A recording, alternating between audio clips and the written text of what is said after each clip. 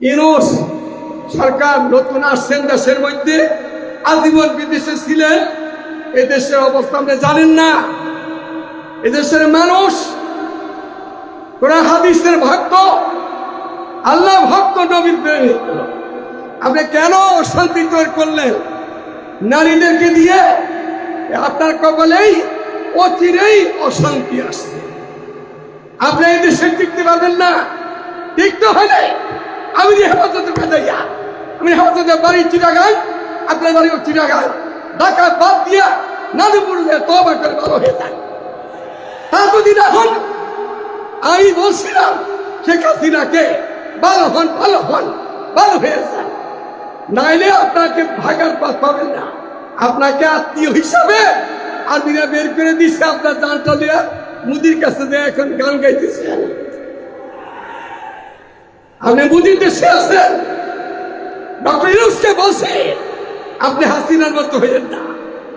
যদি হন তা আপনি চিটাগাং পদ্মাবাড়ি দিতে পারবেন না, আপনার বাপের দেশে দেখতে পাবেন না, ঢাকা দিয়ে আপনাকে বাতিল করে দেওয়া হবে।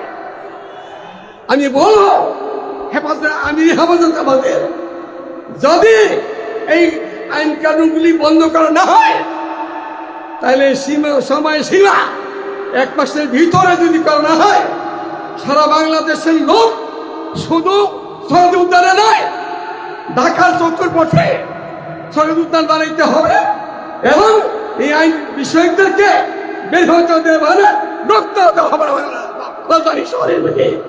রাজি আছে সবাই? বেদাতের মধ্যে হেদায়েত নাই, হারামের মধ্যে আরাম নাই, কোনো বাতিলের সাথে আপোষ নাই, কোনো বাতিলের সাথে আপোষ নাই। কাবিনে কি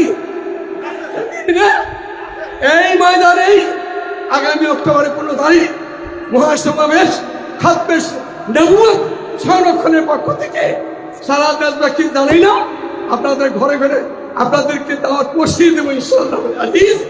ডক্টর ইউনূস যদি বাঁচতে চান তাহলে ভালো হয়ে যান, ভালো হয়ে যান, ভালো থাকবে, না একটা হাসিনার 2 বছর বেশি হবে আপনার।